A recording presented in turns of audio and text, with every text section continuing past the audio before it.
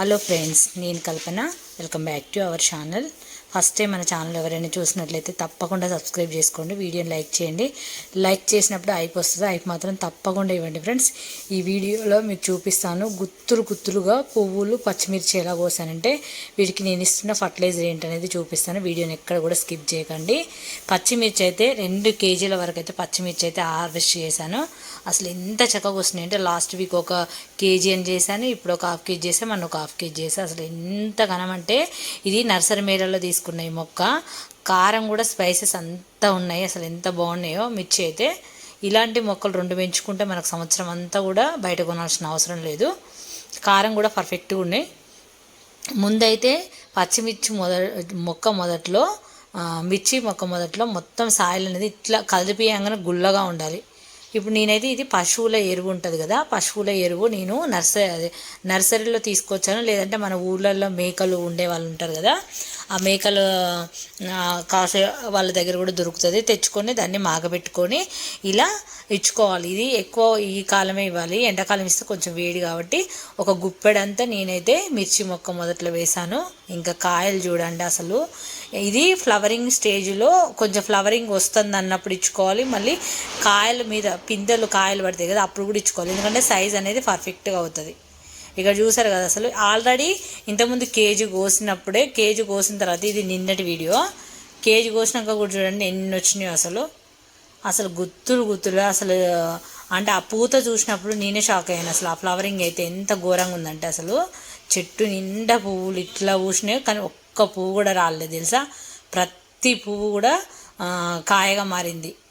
ఇప్పుడు మిర్చి మొక్క పూత రాలకుండా కూడా ఉండాలంటే వీటికి కాల్షియం, ఐరన్, సల్ఫర్, ఇలాంటి జింకు ఇలాంటివన్నీ కూడా చాలా ఇంపార్టెంట్. పొటాషియం ఇలాంటివి అన్నీ కూడా చాలా ఇంపార్టెంట్. ఎక్కువగా ఐరన్, కాల్షియం ఉన్నవి అయితే మనకు బెల్లంతో కూడినవి, లేకపోతే ఎగ్ షెల్స్ కానీ, లేదంటే బనానా ఫెర్టిలైజర్, ఫ్రూట్ ఫెర్టిలైజర్స్ ఇలాంటివి ఇచ్చారనుకో మంచిగా కాయలు అయితే రాలకుండా, మొగ్గలు రాలకుండా, పువ్వులు రాలకుండా ప్రతి పిందె కూడా కాయగా మారుతుంది. చూడండి ఎన్నేసి కోసానంటే, మీకు ఇప్పుడు హార్వెస్ట్ కూడా చూపిస్తాను ఎన్ని కోసాననేది.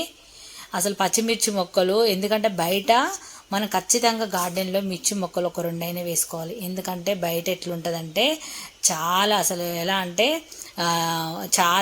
మొత్తం మందులు ఎక్కువ కొడుతూ ఉంటారు, పురుగుల మందులు. అలాంటి వాటి వల్ల మనకు క్యాన్సర్ ఇలాంటివి వస్తాయి. కాబట్టి అవి తినడం కంటే ఇట్లా ఇంట్లో పెంచుకోవడం చాలా బెటరు. ఎందుకంటే మేము విలేజ్లో చూస్తాం కదా, కారం కూడా అక్కడి నుంచి చేస్తాం కదా, అందుకే మేమైతే ప్రత్యేకంగా వేస్తాము. అంటే ఇట్లాంటి కారం కాయలని ఉంటాయి, తేజకాయలని, వాటికైతే బీభత్సంగా మందులు అయితే కొడతారు. 5 ఇంటినైతే ఇక అయిపోయినట్టు అంతగానం కొడతారు మందులు. ఇక్కడ నేను కోసినవి ఇవి నిన్న కొన్ని కోసాను. సర్లే మళ్ళీ రేపు కోద్దామని చెప్పేసి కొన్ని ఈ సైజు కోసుకొని వచ్చేసిన నిన్న ఈవినింగ్. ఇది వచ్చేసి మళ్ళీ ఈరోజు మళ్ళీ కొంచెం గార్డెన్లో పని ఉండి బట్టలు వేయడానికి వెళ్ళినప్పుడు మళ్ళీ ఈరోజు కోస్తున్నాయి. చూడండి ఎన్ని కోస్తున్నానంటే అసలు ఎంత చక్కగా వస్తున్నాయి తెలుసా. ఈసారి నర్సరీ మేళ ఉన్నప్పుడు మీరు ఖచ్చితంగా ఈ మొక్కలు తెచ్చుకోండి. ఈసారి నేను గివ్ అవే కూడా చేద్దాం అనుకుంటున్నాను. ఎందుకంటే నా దగ్గర మొక్కలు కొన్ని సీడ్స్ కూడా ఉన్నాయి కదా, ఉన్నప్పుడు గివ్ అవే చేస్తే అంటే ఎవరికన్నా కావాల్సిన వాళ్ళకు కూడా అవసరం కదా. ఎవరైనా గివ్ అవే కావాలి అనుకున్న వాళ్ళు కామెంట్లో చెప్పండి, తప్పకుండా నేను గివ్ అవే అయితే చేస్తాను. ఎవరికైతే అవసరం ఉన్న సీడ్స్ మొక్కలు కావాలి, చామంతి మొక్కలు కానీ, లేదంటే ఇలాంటి మిర్చి మొక్కలు కానీ, లేకపోతే కొన్ని సీడ్స్ కానీ, ఇలాంటివన్నీ నేను గివ్ అవే చేద్దాం అనుకుంటున్నాను. ఎవరికైనా మొక్కల్లో సీడ్స్ కావాలన్న వాళ్ళు నాకు కామెంట్ చేయండి, నేను చెప్తాను. ఎందుకంటే ఎంతో కొంత మన నుంచి వాళ్ళకు అందితే వాళ్ళు కూడా మొక్కలు పెంచుకుంటారు కదా అని చెప్పేసి. అసలు ఇక నాన్ స్టాప్గా కోస్తానే ఉన్నాను, అంతగానం వచ్చినాయేమో పచ్చిమిర్చి అయితే. అసలు నేను యాక్చువల్లీ ఇప్పుడు నేను కోసి అది పైన అక్కడే పెట్టేసి వచ్చా. నేను గార్డెన్లో అదో ఇదో పని చేసుకుంటా, లేదంటే మొత్తం నేను ఒక టేబుల్ మీద పోసి చూపిద్దాం అనుకున్నాను. మళ్ళీ ఈవినింగ్ వెళ్తాను, ఈవినింగ్ వెళ్ళినప్పుడు తెచ్చుకోవాలి. ఇక చూసారు కదా, మీకు ఏ మొక్క అయినా సరే, వెజిటేబుల్స్ కానీ ఏదైనా సరే, మనకు ఊర్ల దగ్గర ఉన్న వాళ్ళు అయితేనో మంచిగా ఊర్ల సైడ్ ఎరువులు తెచ్చుకోవచ్చు. సిటీలో ఉన్న వాళ్ళైతే ప్రతిదీ కూడా నర్సరీలో కొనాల్సి వస్తుంది. నేను ఇది ఉంటుంది కదా వరి పొట్టు మిల్లు పడతారు కదా, రైస్ మిల్లు పట్టిస్తాం కదా, అక్కడ నుంచి వరి పొట్టు కూడా ఒక బస్తా తెచ్చుకుంటాను ఊరు వెళ్ళినప్పుడు. ఎందుకంటే అది మట్టిలో కలిపి మనం మొక్కలు పెట్టామనుకో, కోకోపిట్ ప్లేస్లో వరి పొట్టు వేసినామనుకో సాయిల్ అనేది గుల్లగా ఉంటుంది. సాయిల్ గుల్లగా ఉన్నప్పుడు ఇలాంటి మిర్చి ప్లాంట్ కూడా ఇవన్నీ కూడా ఎక్కువగా వస్తాయి మిరపకాయలు. ఎందుకంటే సాయిల్ అనేది బిగుసిపోయినట్టు ఉంటే మనం ఇచ్చే పోషకాలు అది సరిగా తీసుకోక మొక్క ఎదగక పూత సరిగా రాదు, కాత సరిగా రాదు. అందుకే ఇలాంటివన్నీ ఊర్లోకి వెళ్ళినప్పుడు కొన్ని తెచ్చుకోవాలి. ఈసారి అయితే నేను ఆవు పేడ కూడా ఎండబెట్టుకొని పిడకలు తెచ్చుకుందాం అనుకున్నాను, కానీ ఇంక ఈసారి కుదరలేదు. ఈసారి పోయినప్పుడు ఖచ్చితంగా చేస్తాను. ఇన్నైతే హార్వెస్ట్ చేసిన, అవి నేను నెక్స్ట్ వీడియోలో చూపిస్తాను. అది కోసి నేను పైనే మర్చిపోయొచ్చా. ఇలా మళ్ళీ తర్వాత కోసిన తర్వాత ఇలా నేను గార్డెన్లో ఇదో పని చేసుకుంటా పక్కన పెట్టేసి వచ్చా. చూడండి, ఇది లైట్ పింక్ చూడండి ఎంత చక్కగా బ్లూమ్ అయిందంటే అసలు చూస్తుంటే అసలు ఎంత బాగా అనిపిస్తుందో. నిన్న నేను తొలి ఏకాదశి కదా, నిన్న మొత్తం పువ్వులన్నీ కోసేసిన ఒక్కటి లేకుంటే ఇంకా చాలా ఉండేవి.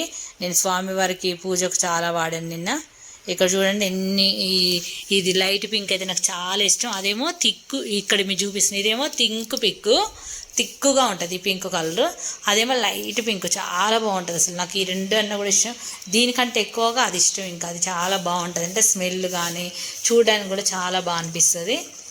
ఇలా పువ్వులు అయితే ఎంత చక్కగా పూస్తున్నాయో చూసారు కదా ఫ్రెండ్స్. ఇంకా రేపు కూడా ఇంకొకటి బ్లూమ్ అవుతుంది, అప్పుడు కూడా మీకు చూపిస్తాను.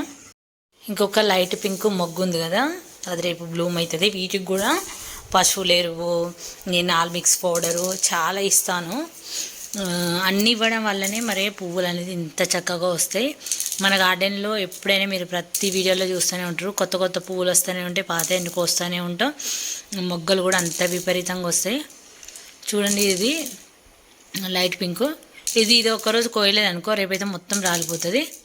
చూసారు కదా ఫ్రెండ్స్, మీ మొక్క ఏదైనా సరే ప్రతి దానికి కూడా మొక్క మొదట్లో ఖచ్చితంగా తవ్వడం వల్ల ఏమవుతుందంటే మొక్క అనేది ఎదుగుతూ ఉంటుంది, పైకి లేస్తుంది. ఎంత నిర్జీవంగా ఉన్న మొక్క అయినా సరే అది ఎదగట్లేదు, పూలు రావట్లేదు, కాయలు రావట్లేవు అన్నదాన్ని ప్రతి మొక్క, అది పూల మొక్క కానీ ఏదైనా సరే ఇట్లా నేను అది పెట్టగానే మట్టి ఎట్లా లేచి వస్తుంది చూడండి, అంత గుల్లగా ఉండాలి అంటే మట్టి ఎప్పుడు కూడా బిగుసిపోయినట్టుగా ఉంటే మొక్క అనేది లేవదు. మనం ఎన్ని పోషకాలు ఇచ్చినా వేస్టే.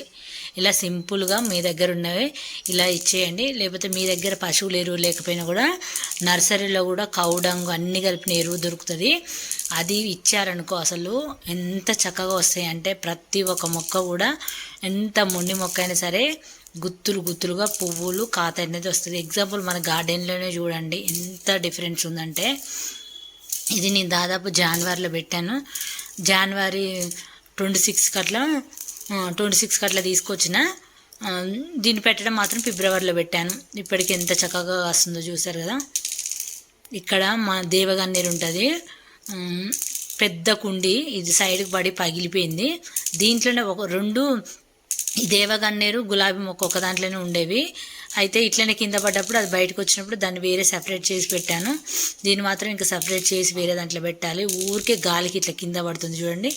ఇలా కింద పడ్డప్పుడు ఈజీగా పువ్వులు కోయచ్చు కదా, చాలా హైట్ ఉంటుంది, అసలు మనకు అందనంత హైట్ ఉంటుంది. ఒకవేళ చిన్న కొమ్మ వంచుకోద్దాం అనుకున్నాం అనుకో, అది ఎంత డెలికేట్ తెలుసా, ఇట్లా కొంచెం పట్టుకోగానే సరే విరిగిపోతూ ఉంటుంది.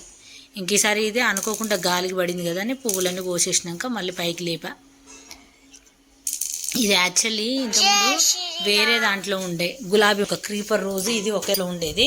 ఇట్లనే కింద పడి మొత్తం సాయిల్ మొత్తం బయటకు వచ్చినప్పుడు దాన్ని వేరు చేసి వేరే దాంట్లో పెట్టాను. దీన్ని కూడా ఒక టబ్బు తీసుకొచ్చి పెట్టాలి. చూసారు కదా ఫ్రెండ్స్, ఈ వీడియో నచ్చితే లైక్ చేయండి, ఛానల్ని సబ్స్క్రైబ్ చేసుకోండి.